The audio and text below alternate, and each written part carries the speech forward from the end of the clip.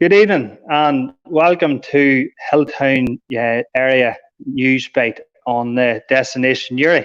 We're going to start this week with a wee interview there with Fionnuala Smith from the Carcullion Gateway Club, which is based here in Hilltown. I've been asked by a few locals here to interview some local clubs, and this week I didn't have to go too far as Fionnuala is my next door neighbour. So with COVID-19 obviously affecting us all, it has really affected the lives of each of the Gateway members. So here's a little video here telling us some more. I'm just with Fionnuala Smith here from the Carcullion Gateway Club. Fionnuala's just going to talk a wee bit about the club and just a wee bit how they're missing the members and different things like that. So Fionnuala, you're very welcome. Thank you very much, Seamus. 24 years. 24 years the Gateway's running in Hilltown. Very good. Before that, it was in Cabra for a good many years, and then it closed down. And then they decided to open up in Carcullion House because it had the disability facilities, toilets and things that Cabra hadn't got at that stage. So that's why it opened in Hilltown. And I've been there since it opened. And you've been the leader in the... Not from the first 2 years, I wasn't the leader, but very from good. that. 22 years later, very good. Now, with COVID-19, obviously, it's affected everybody. And what way has it affected the club? Well, we had it closed down as soon as the isolation came, because our members, most of them would be have illness, some medical condition. So we closed down right away, and we didn't expect it to be as long as this. But they are missing their friends and the day centres where they would go to every day to meet friends from other parts, other gateways, and they're missing them too. So it is a big miss for them all, not getting out and meeting people every day. Big social thing as well. Social Thing for them, many members in total? We have just 14 at the minute. We have, since we ever started, with a few members have died over the last few years, and it is hard even for the members, when somebody dies so close to them. And this is it. There was one died there just at the coronavirus. He died. He hadn't been at the club for a wee while, but they were all very upset about him dying too. I'm really sorry to hear that. With social distancing now in the club, if the club went ahead and there was social distancing, is it something that can be maintained, or how do you feel the members would cope with that? Or? I don't know now. I don't think the parents or the guardians of them would like them to start coming to the club, when their day centre isn't on, because as they all have medical conditions, and they probably would be terrified of letting them out in case they wouldn't. We could probably work them all right at the club, for the room is big enough to socially, separate them all. Yeah. But they come on a bus, and the bus isn't very big, and they would be very tight together in the bus. For instance, now if the club didn't open, how would the members, how would they feel, and how would they socialise with their wee friends and things? Well, this is it. They won't have anybody, for they all live in a rural, isolated area. You know what I mean? They all live out in the country. So the only people they're seeing every day now is their parents or guardians, and they don't see anybody else. And they don't see very. No. It's very hard times there. Yeah, for them, right? Yeah. Another thing was talked about funding, with every club and every community with funding available, and there's different ways obviously of raising money for the clubs. What about your side? Well, we normally would run a dance which is organised for us every year by Paddy Mary McCartan, and it was organised for September, and it had to be cancelled, which would bring in a good bit of funding for the year for us. Yeah. And we also would man at Kilbrony Vintage Day, which was cancelled too, and we would get some money from that too for the club. Mm-hmm. So we do depend always on donations and fundraising to keep the club going. Yeah, that's something that has to be obviously thought about more. So maybe in Hilltown with fundraising and things, something has to be got, because it's an important club, especially for them children or members, to get them out and get them. Yes, well, we pay for the rent for the bus, and we pay for the rent for the club, for the Carcullion House every week, before we ever take them on an outings. And we would take them they go, they miss going to, they go to a disco now, which is organised for children with learning disabilities in Newcastle once a month.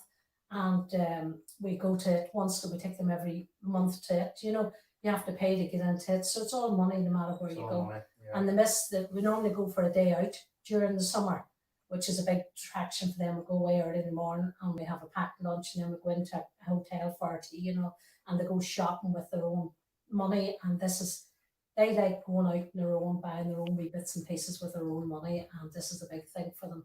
So I have them ringing me up and ask me, will we be going on our day out? But we won't be. There's no chance of it this year. So that's obviously the social. My next question was, what if the members aren't back at the gig? How will they socialise themselves and get out of the house and things? Well, it'll be up to their parents or guardians to take them out somewhere, you know. But I don't think at the minute, from the sound of the things, there anyone's out at all. Right. No. No, it's strange times. Definitely is strange times there. But listen, folks, with obviously COVID-19 and the Gateway Club, it's something we maybe have to organise. Is a bit of fundraising and address when it comes to that. Is there anything you want to say to the members now? Just like to wish them all the best, and I miss them all very much. And if they ever feel lonely, don't forget to ring me, and I'd be delighted to speak to any of them. And hopefully, before too long, we'll be back to normal on our Tuesday night. Brilliant, well done. I say 22 years as the main woman on it, and 24 years established. So fair play to you. And listen, folks, we'll get a bit of fundraising hopefully in the future here, and we'll talk more about it in the future. Thanks very much. Thanks, Seamus. All right, thank you. That was Fionnuala Smith here. Very, very hard job what they have. The Fionnuala definitely deserves all the credit she needs there.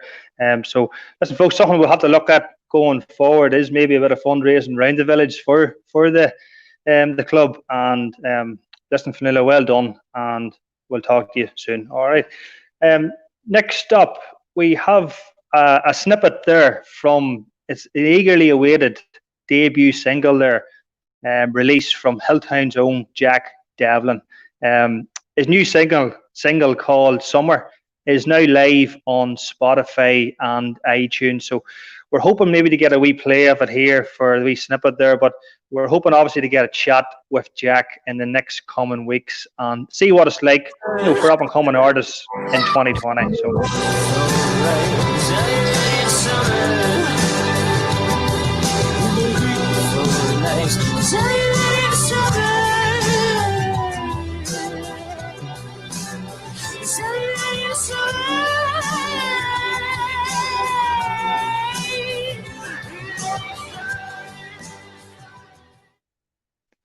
That's a wee snippet there from Jack Devlin. So, as I said there before, his new single called Summer is now live on Spotify and iTunes. So, well done there, Jack. So, this week now, there was a quick call around, last week there, around some local businesses.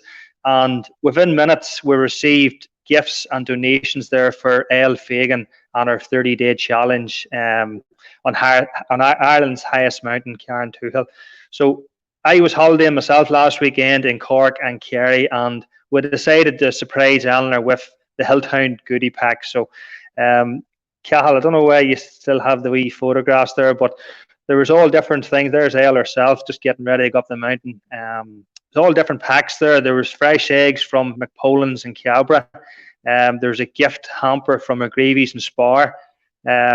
There was also some alcoholic beverages, which I'm sure went down well there, from David Lowry in the Wineyard in Hilltown. We also had some hair and beauty packages there for Elle whenever she's finished up there. So that came from Aileen Wall's Beauty Therapy and from Caroline McNeil, Session Stylist there.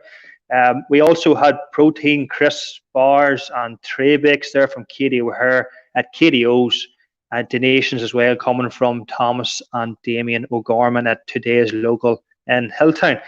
Clonduff Club, they have also donated a jersey tail to wear up the mountain, and today she actually got photographs, so we'll maybe get them posted up next week there. So looks like, folks, a special mention there goes to Eileen and Kitty Fagan for their help getting everything together. So listen, El, good luck again. You're on day 21, I think, out of 30. So, listen, good luck, and we'll speak to you soon, El. Next up there, we've got some birthdays and anniversaries coming up there on screen there. There's quite a few to go through to this week, so there is. We'll have Aaron Rooney, happy birthday, Aaron, and also happy anniversary to Aaron and Jolene there as well, and the children. Well done. Paul McShane, happy anniversary, Paul and Laura there. Celebrate, I think, the 4th anniversary. Well done, folks. Happy 20th wedding anniversary there to John and Joanne Norris there. To Hilltown there, to get cracked in Hilltown when you see them.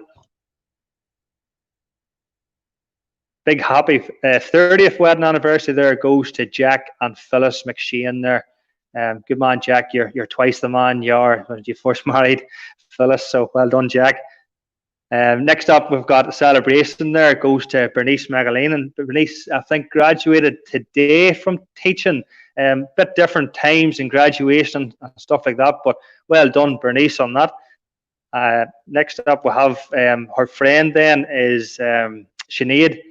Sinead Doyle, Mrs. Doyle, as some folks call her. So I think there was a big celebration there last weekend, and judging by a few Snapchats there going about, there was a few drinks took too many on the girls. But folks, well done, well done. Next up there, we've got some Clonduff club news. A welcome return to club activity started last weekend, and it started Friday night with the senior footballers winning against neighbours Kilcoo by a single point. So well done, lads. Although spectators couldn't get to see the game, it was a great result for the lads on the first competitive game back. Final score, Clonduff 1-8 to Kilcoo 10 points. In the Reserve Premier League, the lads had a hard-fought draw in Newcastle with final score Brainsford 2-12, Clonduff 2-12. The Thirds footballers, they returned to action as well over the weekend in the Fowler Davies Shield. They returned with a win against High Connaught 2-15 to 1-6. So well done there, lads. In the Down Senior Hurling Division 1 League, their Clonduff welcomed Breda to Clonduff Park. Now, Breda, they'll play in the Senior Championship this year, and they kept their noses in front, and in the space of a couple of minutes, they rattled the Clonduff net twice and added points to run out winners there. But listen, congratulations to Kieran Kearney, Paddy Clancy and Oren Wilson there that made their introduction to Clonduff Senior Hurling. This Friday night now, the under-13 hurlers, they start back to action, and they're at home to Calif. So good luck there, lads. So in Camogie, the long-awaited return to play started this week with our under-14 had a huge win against Castlewellan, running off a scoreline of 8-11 to Castlewellan's 2-4. So well done on a personal note there to Amy Morgan. She got a personal tally of 3 goals and 10 points. Brilliant. Ciara Savage grabbed 2 goals. Kelly Rosamond McPoland, Ellie Morgan, they all grabbed a goal each, and then Niamh McGivern, finished off with a point. So well done there, girls. Tonight, the Clonduff Camogues, they travel to Leitrim to kick off their Division 1 league. So best of luck there tonight, girls. And then Thursday night, we've got the under-16 Camogues. They'll be hosting and raking Clonduff Park. So best of luck there to everyone involved. So in the ladies' football, Clonduff had a pre-championship tournament opener against a strong Connaught team. Although the girls had a brilliant second half, they couldn't overturn the huge Connaught half-time lead. So keep up the hard work there, girls. Just on a serious note, on behalf of Clonduff and our members, we would like to pass on our regards to the McParland family on the passing of Eddie. Eddie was inducted to the Clonduff Hall of Fame there in 2011. Eddie himself played with Clonduff Shamrocks and the Clonduff Harps, or Cabra Harps is what they're known locally. Those two teams, they joined together in 1958. So to Eddie's wife Maureen, his son Dak, and daughters Emer and Niamh, and the entire family circle, we extend our sympathy. Rest in peace, Eddie. We'll have a note from here just this evening there from the executive that would like us to read out, that came from Crow Park headquarters. Due to a number of clubs having to cease activity because of COVID, we need to ensure everyone is adhering to the guidelines. The headquarter asks you to confirm if you have COVID or if you have any symptoms, example, continuous cough, shortness of breath, loss of smell or taste, or distortion of taste, and all the pretty obvious signs there. The one that isn't obvious is the high temperature, which is over 37.5 degrees. So you need to measure temperature before every training session and match to ensure it's not over that 37.5 degrees. If it is higher, wait 10 minutes and retest. If still higher, you should not attend training. On regards travel, if you travel on holidays to anywhere other than the CTA countries, so England, Scotland, Wales, Republic of Ireland, Channel Island, or the Isle of Man, and the following destinations, which is on the NI Direct Gov webpage, that you have to self-isolate for 14 days.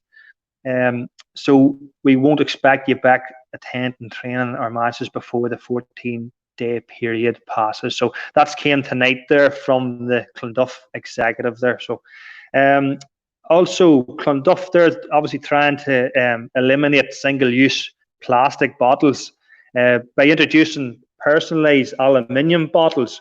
You can check out, there's a Facebook page there, Kjarn's Cool, which is KOOL embroidery. That's on the Clonduff Facebook page there. You can get more details on that there. So next up is the Clonduff Lotto. It didn't go last Monday night, so this means it will be a pot there of 6,100. So if you're not in, you can't win, as I say. Next up, public mass. It has resumed on Saturday evenings and at 6 o'clock, on Sunday mornings at 11. Both masses will be in Ballymargary Chapel, but they can still be viewed on the webcam for anyone that doesn't want to attend.